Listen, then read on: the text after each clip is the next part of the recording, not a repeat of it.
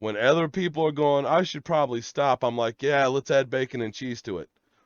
I mean, that makes everything better, right? Yeah. If not one, then the other. You think you got enough on there, and I'm trying to figure out other things that we could add to this to make it even better. And I wonder if you could make like a cheese jam. How would that turn out?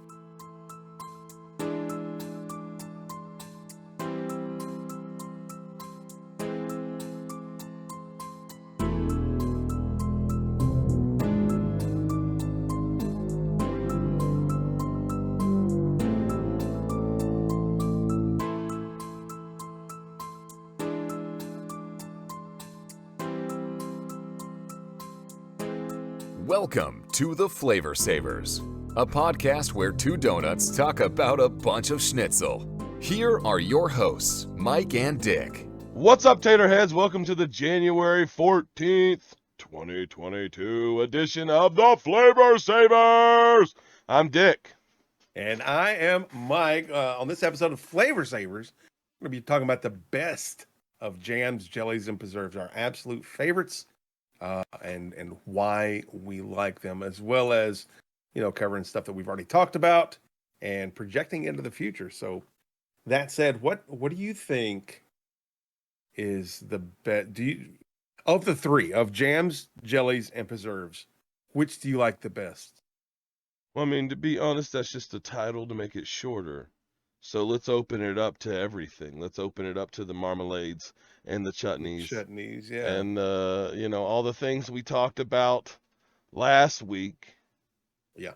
We had the compotes, the brisket jams. What else did we have? We had the bacon jams, the herb jams, the vegetable jams.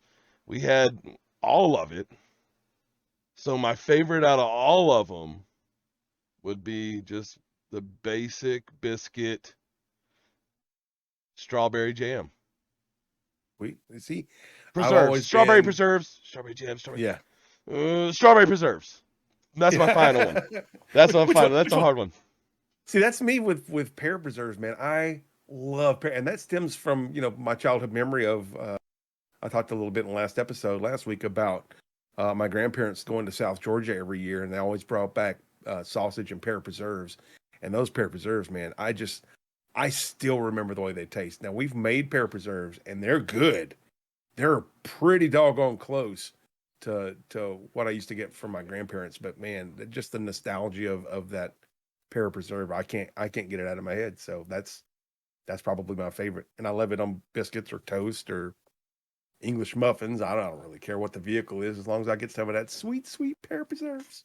Now, what's your best way to cook them though?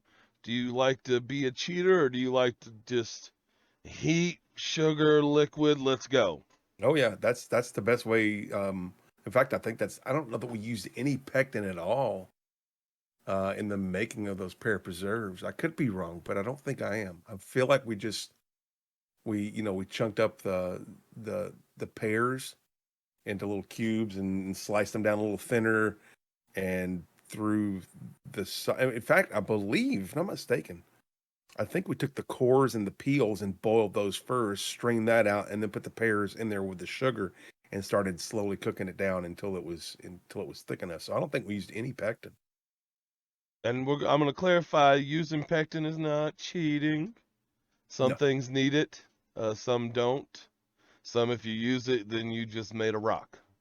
So yeah, or a really hard gummy bear. Yeah. No, I don't think we used any pectin.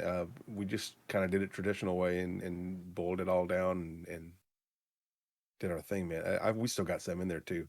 I just thought about that. I'm gonna have to have some after this episode. After we're done recording, I'm gonna have to go hit me up an English muffin with some pear preserves.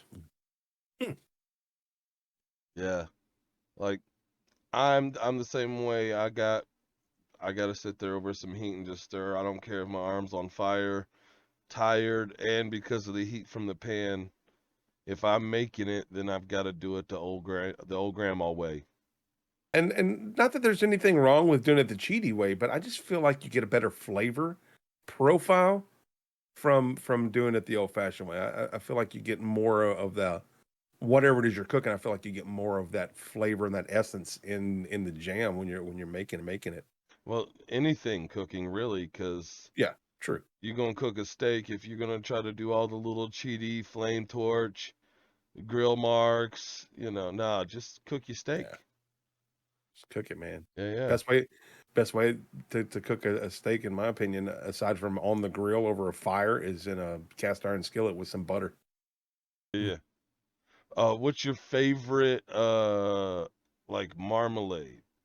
Because is it like just a regular orange or is it like a lemon? Something. To be honest, I've never really been a huge fan of marmalades. And maybe it's because of all those, those holiday things that you get with all the meats and cheeses and jams and preserve. I think maybe I've just been kind of, turned off because of those. So I don't really know that there's a marmalade that I just 100%. Now I have had grapefruit marmalade that was really good. Yeah. So maybe grapefruit's my favorite. What about your Compotes and your Chutneys?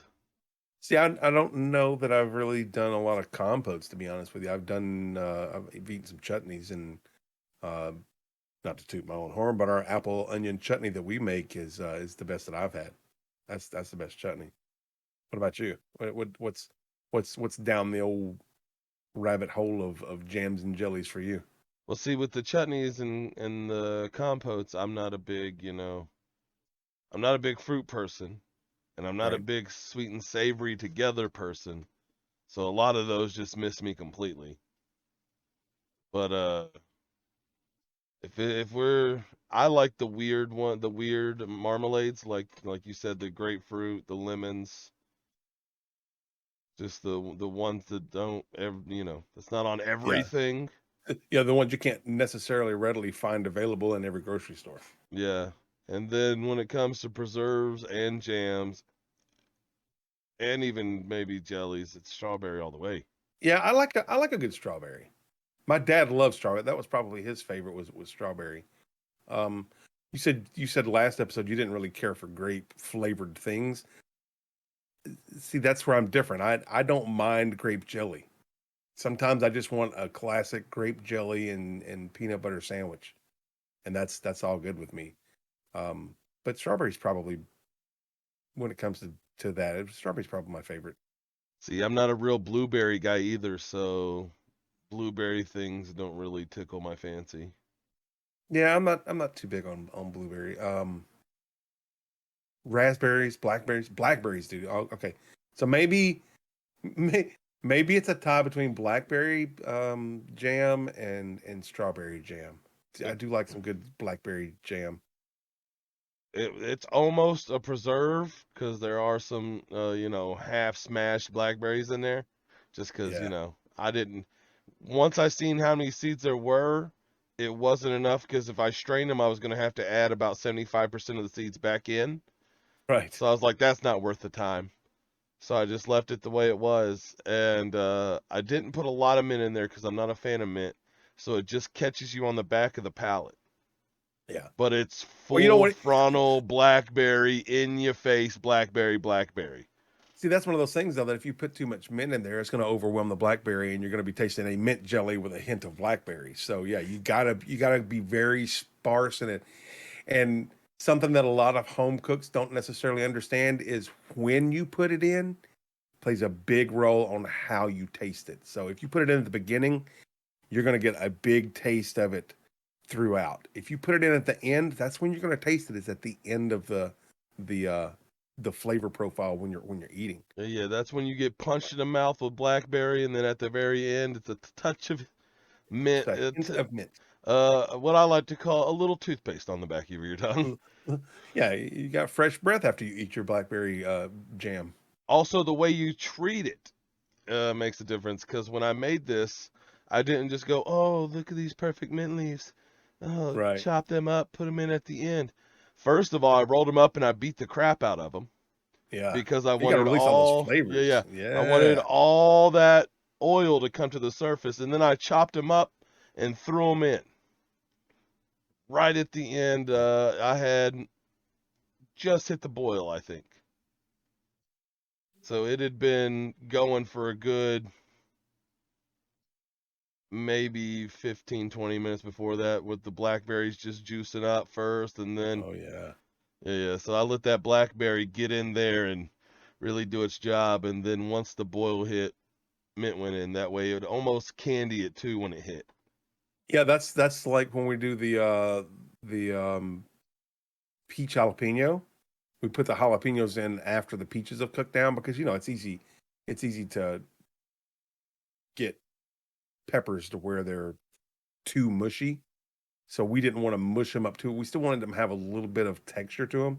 So we added the jalapenos at the very end, and man, the little bite of jalapeno you get at the end is very mild. The flavor of the jalapeno is good. The heat is very mild, and it's really peach forward. But that jalapeno definitely shines through at the end of the flavor profile. Peach Forward, that's a 90s grunge band I heard of. That was my nickname in high school. Last week I had talked about another sauce I had made where I had smoked some peaches in some peach wood. There's another salsa I make that it's mango and habanero.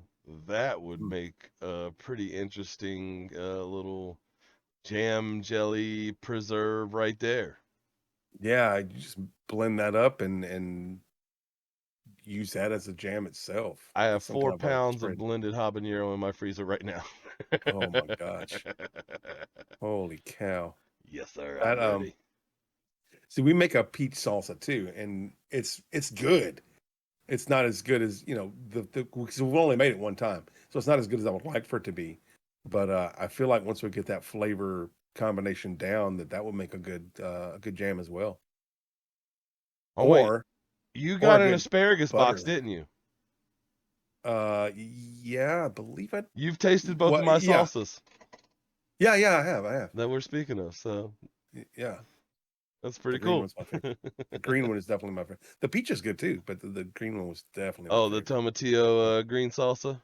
Bro, that is bomb. I love green salsa. Hey, tomatillo jalapeno jam, bro. It could do. It could do. I'm down for it. It's best of jams, the best tomatillo jalapeno jam. That's what we were talking about last week, man. There's so much combinations you can do with jams that when you find your favorite flavor, it's time to start playing. Yeah, just remember that tomato is a fruit. Yes. Of course, so are cucumbers. There's in the future we're going to be talking about vegetables, and part of the thing we're going to be talking about is non-vegetable vegetables. Yep, like tomatoes. Yeah, tomatoes, cucumbers, avocados, all these different fruits that could be jams and could make in your best of list. Could be. I mean, look, a cucumber jam. They make cucumber sandwiches. Why not? I mean, why not? They make cucumber water. Yep. I'm down to try it. Shoot. Not only that, but you take things like a cucumber and then find a jam that you could pair with it. Oh yeah. And then you take the opposite once you do your cucumber jam and pair it with that, and then see how that differs in the way it's presented on your palate. Yeah. Something we didn't hit on last episode was butters, like fruit butters, apple butter, peach butter, stuff like that. That's because it was a jam episode. Well, I mean, that's still part of I feel like that's still part of the same family. You don't feel like apple butter is considered like a jam? I don't know, because maybe it's like a peanut butter just with apples in it. Just you take out the peanuts and put the apples in there. I don't know. I would still consider that. I mean, maybe I'm thinking about it just because it's kind of it's a breakfast kind of food, and I typically associate jams and jellies with breakfast time. So also because you replace your jams with butters sometimes. Yeah, I mean, and all those flavors are interchangeable with it's just a different cooking method. And while I'm not trying to get us off the topic of jams and jellies and onto butters, you got to figure that butters cover more than just. The butters are so broad as a topic. You got nut butters, which your classic peanut butter, your almond butter, or stuff like that. Then you've got butters that you cook with, like herb butter, like you can have a basil butter that you saute stuff in, and it's actual butter that's been infused with stuff. And then you've got like fruit butters that are basically a jam or jelly kind of substitute. So yeah, when we talk about all this stuff next January, it's going to be amazing. Yeah, we're gonna have a lot of stuff to cover. That's what I'm saying. When we do the 2-year sandwich that we talked about at the end of last week's episode, the topics that are going to be covered to get to that ending is what's going to make that whole thing such a great put together. Oh, for sure. It's going to be amazing. For sure. I'm really excited about that 2-year sandwich. Yeah. And speaking of that, what about jam holders? Things that hold a jam, like a bread or a cracker or a cheese or a slice of fruit, perhaps. I think we've had this conversation before, and as a Southerner, the only right answer is a biscuit. But I'm of the mind that if you're using specifically, like if you're using an apple butter or something like that, a good English muffin is good, because you get it could look flat on top, but you got all those little nooks and crannies that are filled with goodness, and you get in there with the actual butter, and then your fruit butter and stuff. That's a good vessel for me as well. I'm going Swedish on it, and I'm gonna say that the best holder for a jam, jelly, preservative, marmalade, whatever, is depending on what you're doing with it, because maybe a nice steak is the best holder. Yeah, I mean, you're right. But if I had to pick one thing, I would have to agree with an American biscuit. Yeah, an American. Let's make sure we clarify that we're talking about a bread, not a cookie. A good American biscuit, because then you can top and bottom, and you can put a layer of this thick on there. I mean, although, look, if you got a good thumbprint cookie recipe that uses a good jam. See, here's the problem with thumbprint cookies: is there's only one thumbprint. I need thumbprint. I need the whole top to be a thumbprint, and then I need another thumbprint on top of it. Yeah, please, can we have multiple thumbprint? Can we have a thumbprint and a pinky print at the same time on different sides, and just fill them both with different jams? I'm a fat dude. I need more than just that little bit. I need more than a thumbprint. I need a Bigfoot print. Yeah. Could you face print that? Could you asparagus print that? Yeah. We need some asparagus prints on this cookie, please. Oh, that's man. not a cookie. That's a whole cake. No, it's a cookie. It's just for me. I'm going to eat it by myself. Probably multiples. Because also, depending on the flavor of the thing, man. Because I know people that use like grape jelly for their little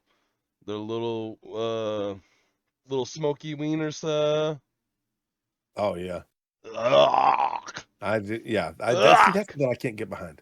I will eat it if I'm not gonna spit it out, but I definitely would not go back for seconds if I found out that it had grape jelly in it. That's just Yeah, no. Need a good smoky barbecue sauce for that without grape jelly. Funny story. One time I ate mountain oysters. That's for another episode. And I'm not going back. It was delicious. Not going back. Same thing. If I find out there's grape jelly in your little smokies, it might have been delicious, your recipe, but I'm not going back. So if you don't know what's in there and you eat it and you go, oh, that's great, can I have some more? And you get more, then that's circumvented by the fact of, if you know what it is, you're gonna denounce it. Is that right? As soon as you tell me there's grape jelly in there, that will be all that I taste. Gotcha. That's how my brain works. It's like, nah, bro, you taste that grape jelly? I'm like, well, I didn't before. Now you do. Actually, it just tastes. Is this just grape jelly? Did you just make? This isn't even a sausage. This is just a grape jelly plug. So you brought up mountain oysters, though. If you didn't know that it was mountain oysters, you go, man, this is great. Can I have some more? And you get another plate full, and you're almost completely full. And I go, those are mountain oysters, right? Yeah. Then you're gonna go, yep, I'm done. I'm done. It happened. And I ate them, and they were delicious. And they were thin sliced and fried, and it was solid meat, and it was so juicy and so tender and so delicious. But then when I found out what they were, all my brain just screamed, You know no. you're eating balls, right? Yeah. You're eating animal balls. Same thing with taco de lengua. That's pretty good. That's a cow tongue. I'm good. That's cow tongue for those of you who don't know. Yeah, that's something I've never had. I've never had stuff like that. I'm excited to get to that episode too, because there's the possibility of going and trying new weird stuff. Mm-hmm. That kind of I'm interested in doing that. Well, and this is the great thing about the format that we have chosen to deliver this podcast on, is we talk about, for example, a little spoiler. In February, when we talk about livers and gizzards and stuff like that, liver's going to be our main focus.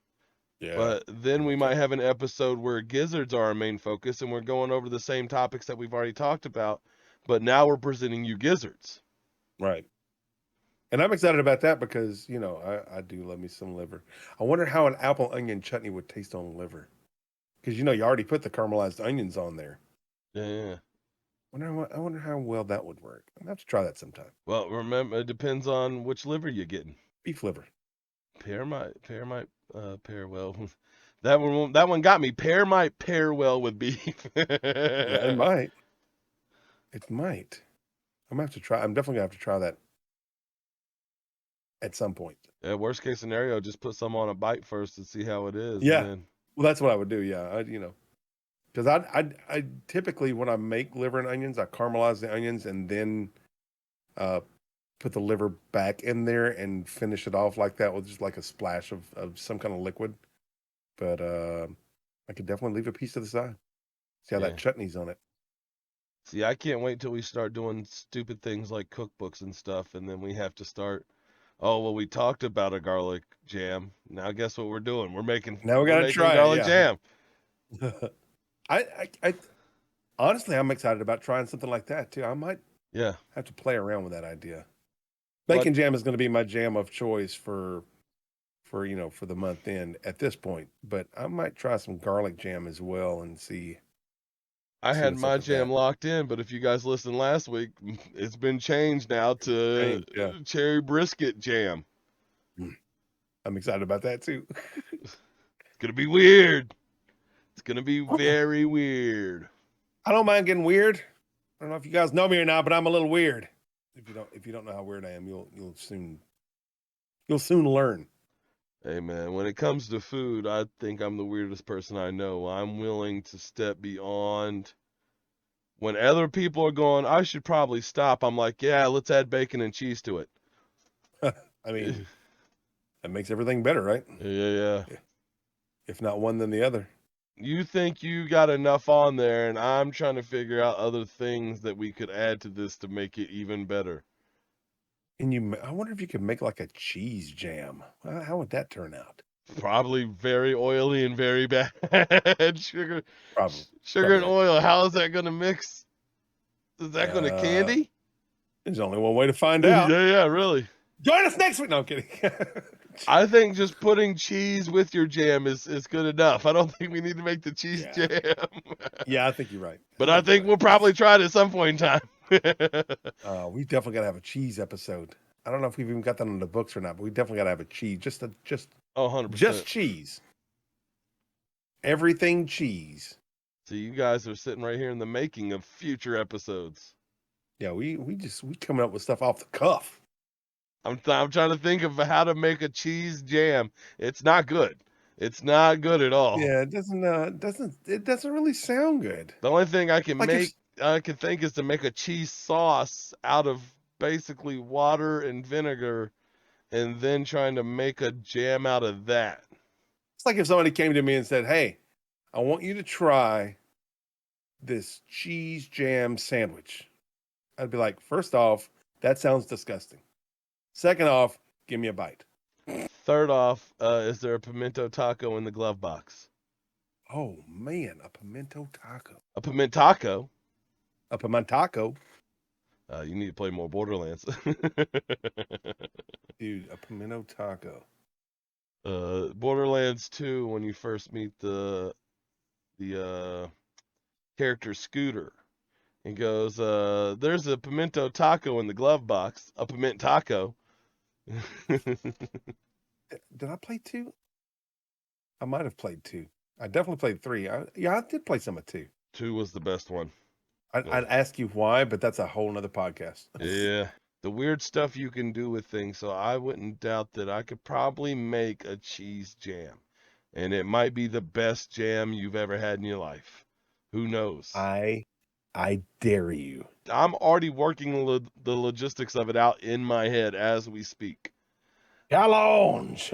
I am trying to think of the best way to make a cheese sauce using less bechamel and more sugar, which I don't use any sugar in my cheese sauce, so that's going to be one difference. Yeah, that's a good point.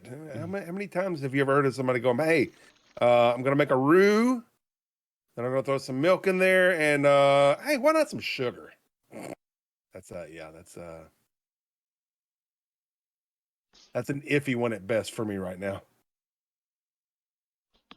Hey, if you can figure a way to make it, though, man, if you can figure a way to make a cheese jam, I'm down to try it. Not to toot my own horn, but I do stupid things. Yeah, and I've tasted some of those stupid things, and they don't taste very stupid. No, they're usually pretty good. Just gonna tell you, yeah. So the best pairing for, let's say, a strawberry preserve, maybe it is a cheese jam. Maybe we don't know about things, except for now we're just figuring out the potential of the humankind. It's a very good possibility. I mean, look again. If we can make a cheese jam work, I don't know, man. Like, I've never heard of cheese jam. I don't know. Is there a cheese jam on the internet anywhere? Let's see. Cheese jam. We're going into the deep dives now. Jam with cheese? No, that's not what I'm looking for. Cheese and jam pairings? No. Jam made from. We're gonna flavor this savor, or we're gonna savor this flavor. I don't know which. Jam, marmalade, and cheese pairings. See, it's all about pairings. Oh yeah, we're about to do something no human has ever done before, baby.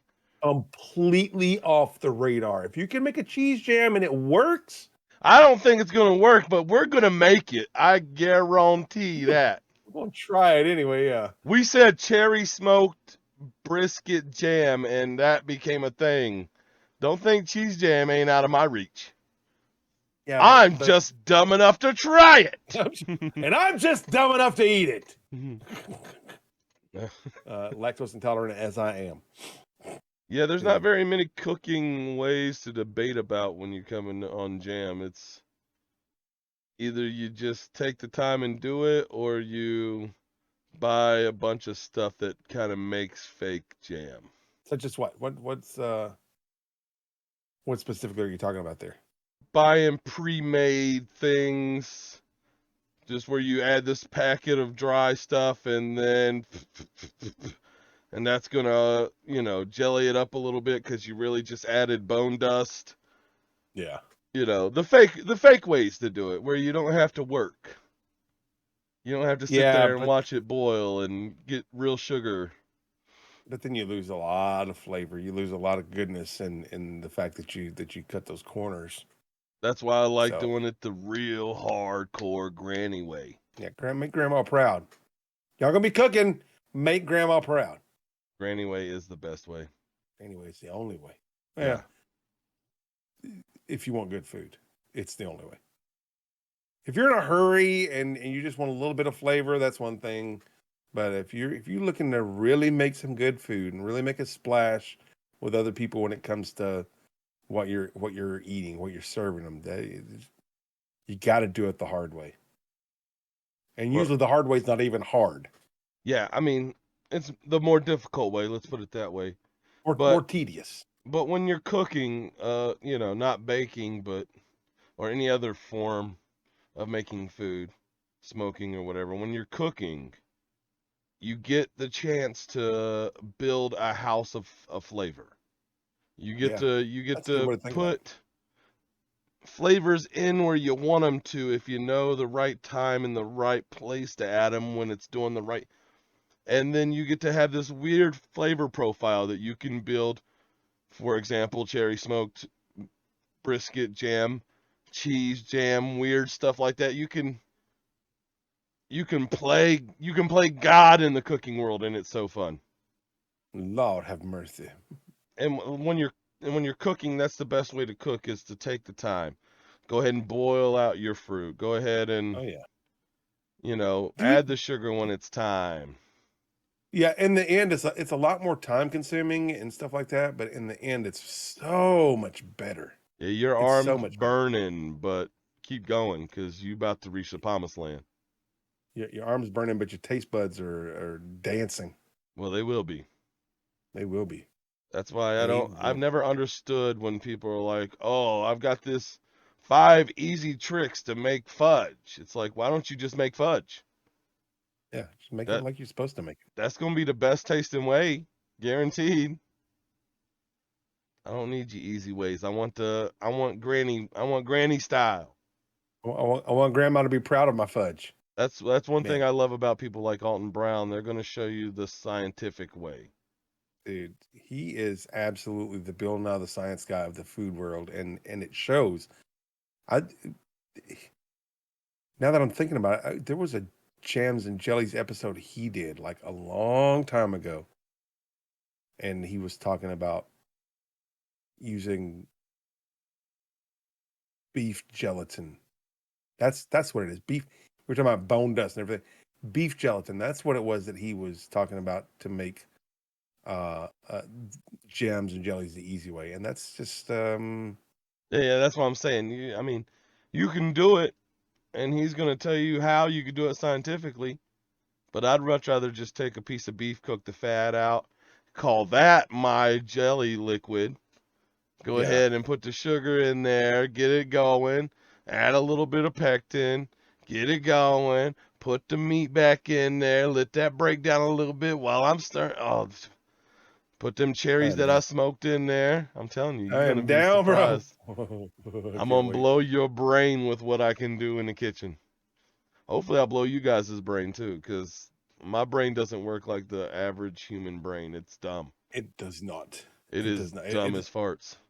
It is really off the wall, but it's off the wall in such a way that when you try some of the food that he's talking about, that he's made, that sounds like what? It's so good. It is so good. We took a trip to Tennessee in April. Was it this April? Yeah, it was. Back in April, we took last April rather, 2021. We took a trip to Tennessee, and he brought us boatloads of food, meats that he smoked, and salsas and stuff. And man, it's just, the man can cook. That's what I'm trying to tell you. I'm a straight grandma too. You come around me, I'm gonna feed you like you ain't ate in 10 years. Be like, no, you a skinny little thing. Come here and eat some of this meat.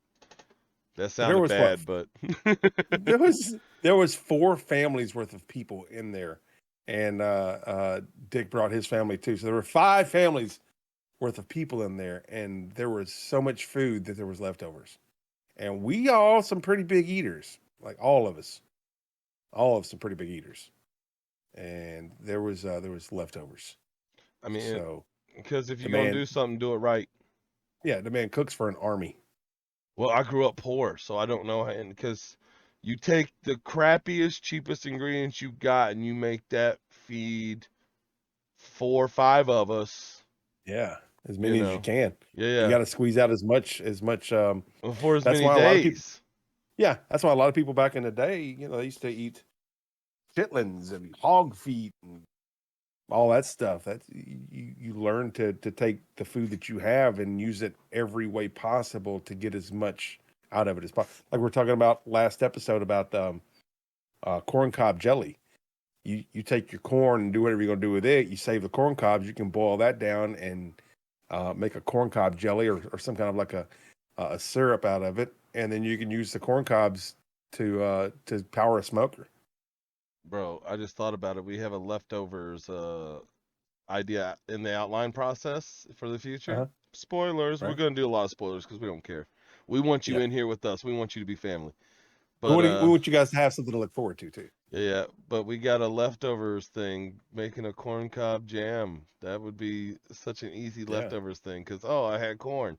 Now I made the jam. The possibilities for a lot of this stuff is endless. Like people talking about making, not people talking about, but us talking about making like apple jelly, for example. You don't need any of the fruit to make apple jelly. You need zero of the fleshy part of the fruit. Well, you need some that's still on the core and still on the peel. But let's just say that you've got an abundance of apples and you're freezing some, or you're doing something else with it. You can take the peels and the cores and boil that to make an apple juice, and then use that juice to make jelly or apple cider vinegar, apple scrap vinegar.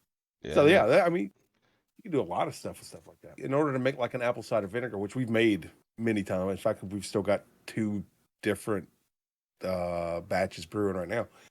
You literally just take the apple scraps or whole apples, whatever you want to do, cut them up, put them in water, add sugar, and let it sit. Make sure that everything's submerged. It's just fermenting is all it's doing. Yeah. And that turns into an alcoholic phase. And then you strain off the chunks and just have your clear liquid, and you let that sit, and that becomes vinegar.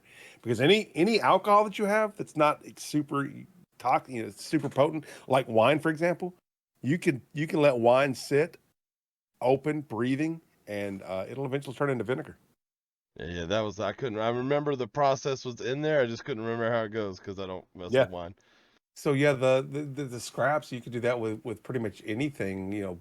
Pears, apples, peaches, even you can do just a basic jelly. So you can make an apple jam, and you can make apple jelly, and you can make apple cider vinegar, all with just one batch of apples.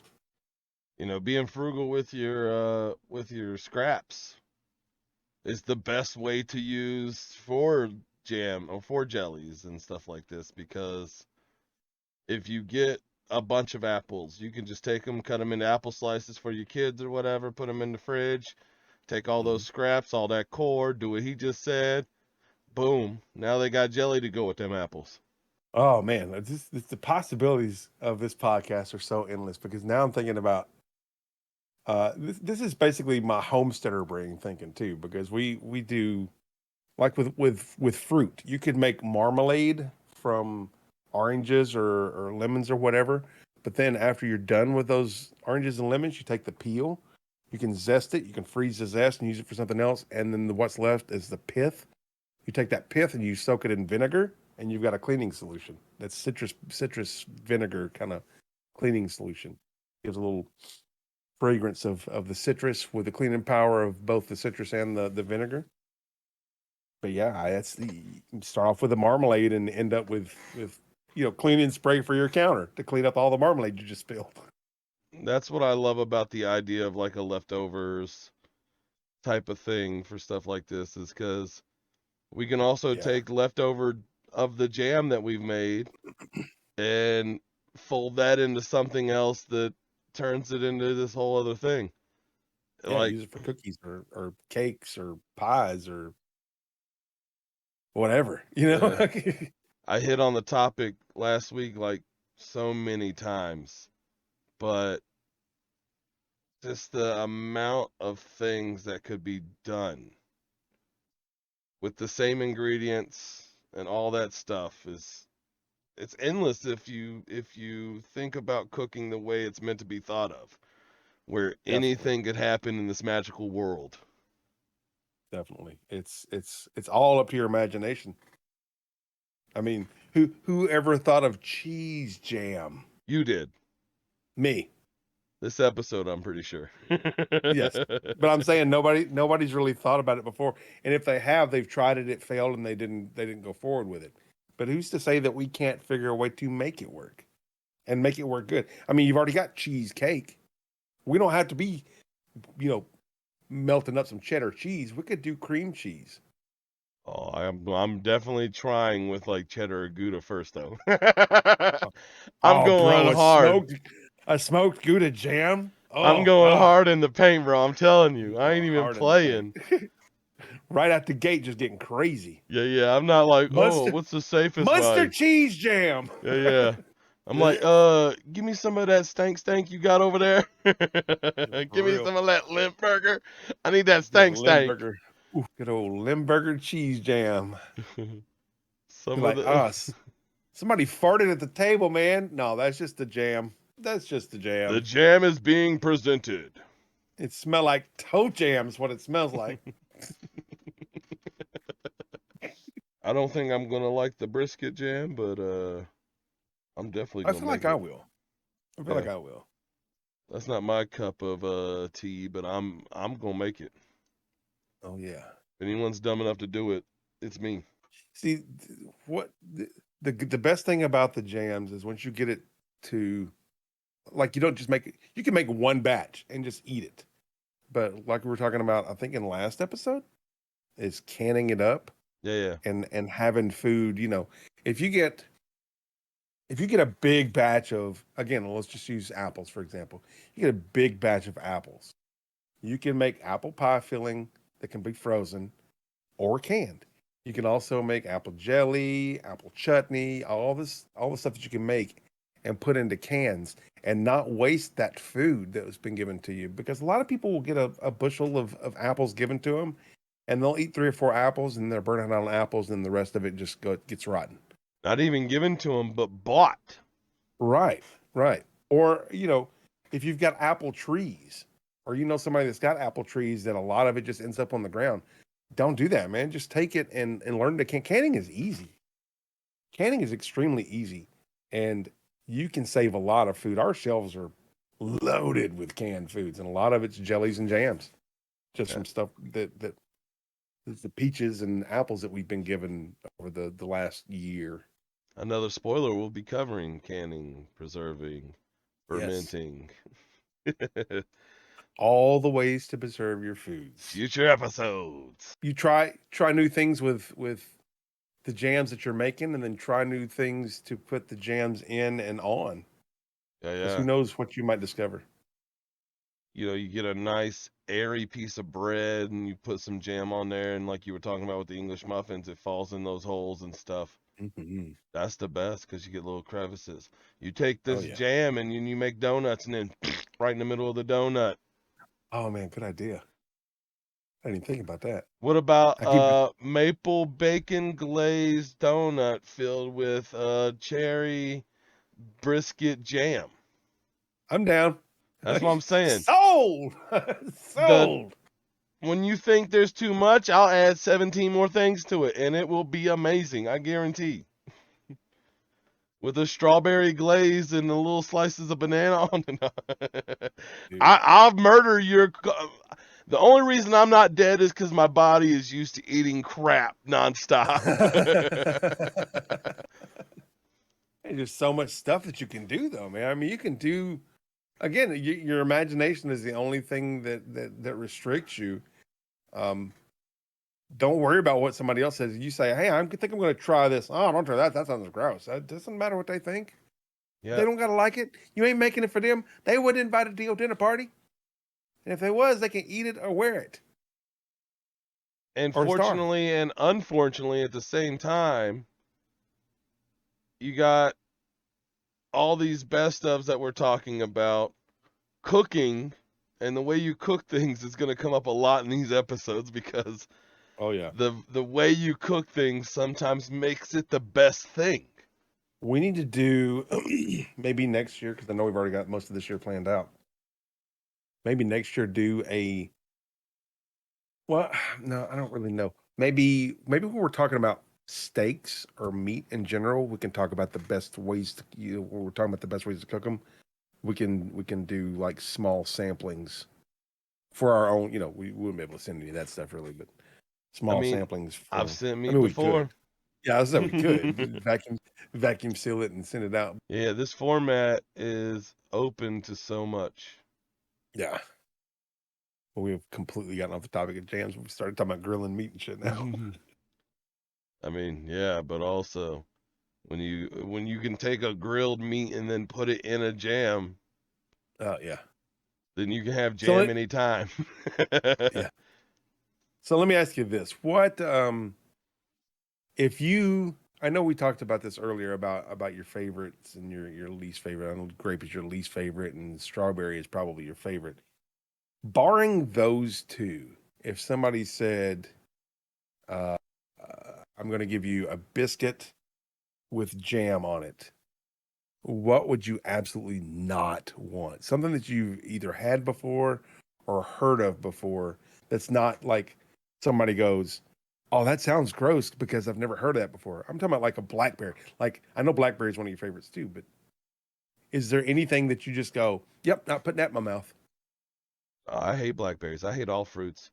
But like I was gonna say maybe if you just on a biscuit, some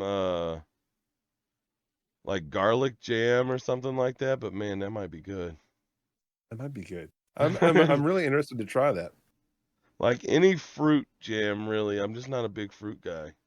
You know what we should do is, at some point, it doesn't have to be tied directly to the podcast, so although it will be because we're talking about food.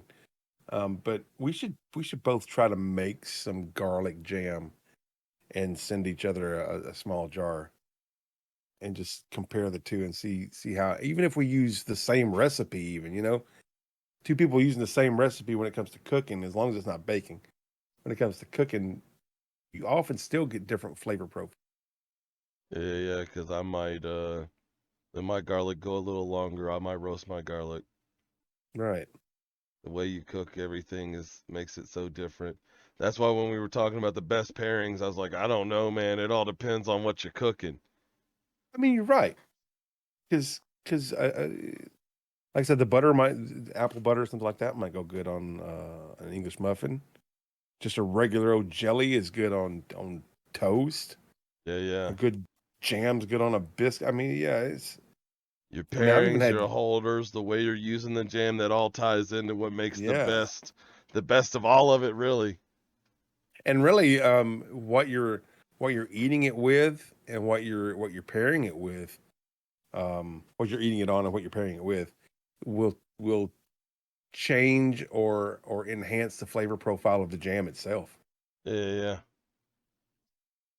If you're eating strawberry jam on a biscuit, it's going to be a different experience than eating strawberry jam on an English muffin, even if both of them are loaded with butter. And that's something else too, is what are you adding to it? Are you adding butter to it? Are you not adding butter to it? I tell you, the blackberry mint jam that I made, I don't really care for blackberries or mint. I don't like either one of them really. But it was a pairing that I thought would go nice with some other things I was thinking about for future episodes. But I put that on the cinnamon raisin bread when it was toasted for my Mm, wife, and I tried it. Man, that made that stuff palatable. really? Yeah. I was like, I could see myself eating this because it changed that cinnamon and raisin changed the whole profile of that jam. It became a whole different thing. Yeah. I mean, and again, you're talking about, we're just talking specific about toast or something like that, toast or bread, but then you think about the classic PB&J sandwich. What is again, aside from strawberry, what would be your choice of jams for or jellies for a PB&J?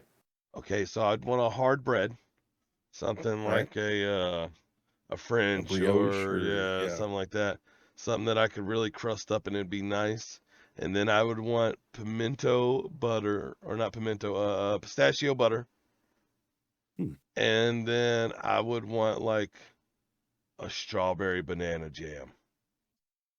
Strawberry banana. And then that would be like, I could I could get down with some strawberry banana. That actually sounds really good. but I if used to I drink had to, strawberry orange banana juice, so I can't imagine that strawberry banana jam would be bad. there used to be these really cheap orange pineapple cookies. They were like the Oreo sandwich cookies, but they were orange pineapple. Oh, Yeah, you think that. but that is odd. It paired really well together, and I bet that would make a really strange but amazing jam, an orange pineapple jam. Have you ever had a pineapple jam? I don't think I have. That might be one we have to. I don't think I we have have to either. dive There's into. recipes. Yeah, there's recipes all over the internet for it, but I don't think I've ever had a pineapple jam. Yeah, it's no cheese jam, let me tell you. That's no cheese jam. It's also no cherry brisket jam. You know what I'm saying? No, it's not. It's no garlic basil jam. I'll tell you that right now. Yeah, that's for sure. It's definitely no bacon jam. Bro, you make yourself a nice like garlic basil oregano jam, and then put that on some toasted bread when you eat your spaghetti. I'd go down that road. I'd definitely go down that road. I might even go down that road. I was gonna say you might not go down that road because sweet and savory together, but I would definitely go down that road. Yeah, that sounds like a road I might have to take and travel. Like, there's no wrong in cooking, so like when we're on topics like this, the best of is almost a moot point because man, there's so many best ofs. There's just not one that this isn't like which meat is the best. This is which sugar loaded which sugar loaded jam substitute is the best. You can't even bring it down to like with jelly, just talking about jellies, not even including jams and all that stuff. You can't bring it down to one jelly. No, because yet again, I don't know. What do you make? I mean, I like a good apple jelly, but I also like, again, you said it wasn't your favorite, but I also like a good grape jelly. Hey man, maybe you make onion garlic jelly and you slap that on a steak at the end of a cook and let it ooze down into the steak. Maybe that's your game. And then caramelize that. Oh, let those sugars caramelize in the pan with the butter. Yeah. See, all these possibilities of things to do with food. And this is only episode 2. I'll never be a skinny man. I'll never be a skinny man. I gave up that a long time ago. I used to have my skinny days. They're over. They're gone. It was nice to know you, skinny guy, but I'm happy where I am. Here's the funny thing is, at the beginning of the year, we were trying to anyway, start back on keto. So, we're just to get a little healthier. But there's going to be days that I might have to eat some apple jam on a steak, maybe with loads of butter. I mean, with just the ideas that we've come up in these 2 episodes. Yeah, it's stupid. It's stupid. And again, this is just the 2nd episode. So, the 3rd episode hits, and we're gonna have something new. And the 4th episode hits, we're gonna have something new. And then Jamuary will be over, and we'll move on to something else. But just 4 episodes in 1 month talking about the same thing. We're gonna run the gamut of everything you ever thought possible, and some things you never thought possible. I.e., cheese jam. Just in talking about one specific type of food. Yeah, when you beat a horse to death and you continue beating that dead horse, you're gonna figure stuff out. Horse jam. Yeah. No. Don't hit the horse here, because you just go right through. We're gonna hit him here now. I can't wait to do some of these stupid things that we've talked about. Yeah, I think I might be most excited about, aside from the brisket cherry, the garlic. Well, a lot of people get surprised to know that if you just cook an onion with some salt, that's delicious. And people lived on that for years. Caramelized onions are so underrated. You literally just cook them low and slow, and they become sweet, like really sweet. Especially depending on the type of onion you get. If you get a good sweet Vidalia onion and you slice that thin and caramelize that onion, oh my gosh. You put the salt on there to block the bitters off your tongue. Yeah. Oof, done. Man. So you take something like that, like garlic, and then you turn that into a jelly. That can go on so many things. It can go on sweet stuff or savory stuff. Can you imagine a garlic cheesecake, like cheesecake with like a garlic spread on it? That's probably not going to be good. I mean, who knows? Unless it's cheesecake made out of cheddar cheese, maybe. I mean, maybe it's cheesecake made out of cheese jam. You never know that. Cheese jam's not going to work. We're going to do it. It's not going to work, though. It's going to be a cheese jam. It's going to be a cheesecake with cheese jam topping. Oh, that just turns my stomach. Why do we keep ending episodes on just things that are nasty? I don't know. We have a tendency as we deviate through the episode to deviate way far into territory we should not be talking about. Well, because we push the envelope all the way to the very end, all the way into the stuff that does not work. Well, I mean, that's how we find out, though. That's how we find out that things don't work. Could you do this? Oh, maybe. We could try it. Oh, how about this? Nah, that's not going to work. That's just not going to work. There's so many times we're still going to try it, but and there's so many times that's not going to works, and you don't know why, and it's weird, and no one knows why, but there it is working. That's how every dish that's ever been invented has been invented. Somebody go, what if we put this with this? Like, what if we took this piece of meat and put it between two pieces of bread with a salad? That would be good. And here we are eating the Americanized hamburger. I'm just going to say this month, my best of is not my favorite thing. It's two different things. My best of is going to be meat jelly or even a meat jam. One would say maybe you would call it a meat preservative. What would you call it if there's chunks of meat in it? I mean, you're not mashing it. You're not mashing it because you can't really mash a meat. It's gonna. I mean, the chunks are gonna break up in there, guaranteed. I would call it a. I don't know, man. It's either a jam or preserve. It's definitely not a jelly unless you strain the meat out of it. You don't want to do that. If I just cook the fat down and make a jelly, maybe. I mean, you could boil the meat and get the flavor out of it, but then you're just working with basically a meat stock, and you could do that without using the meat itself. But I'm gonna say my best of jam, jelly, and preservative is gonna be a meat jam or a meat preservative or a meat preserve, whatever you would call it when it's just meat made into a jam. Right. That's my best of. That's meat jam. Yeah, we have figured out that. Maybe cheese jam. No, it's meat jam. Meat jam is my best stuff. Meat and cheese jam. That should be. See, I feel like you'll find that in a convenience store somewhere in the near future. Meat and cheese jam. Snap into a Slim Jam. Oh no. I feel like in the future, like in 10, 15 years from now, after people have listened to this episode 9,000 times, they'll go, you know what we should do? We should make a pack of crackers that has two dipping things on each side. It got a dipping thing on each side. One with meat jam and the other one with the cheese jam. We just market that to every truck stop in America. Mike&Dick's cheese jam. Mike&Dick's cheese jam. Hey, you had any of that Mike&Dick's?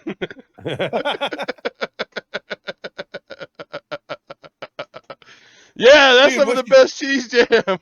That's some of the best cheese jam I ever put in my mouth. They got some good meat too, you know what I'm saying? What's your best of jam? What is it?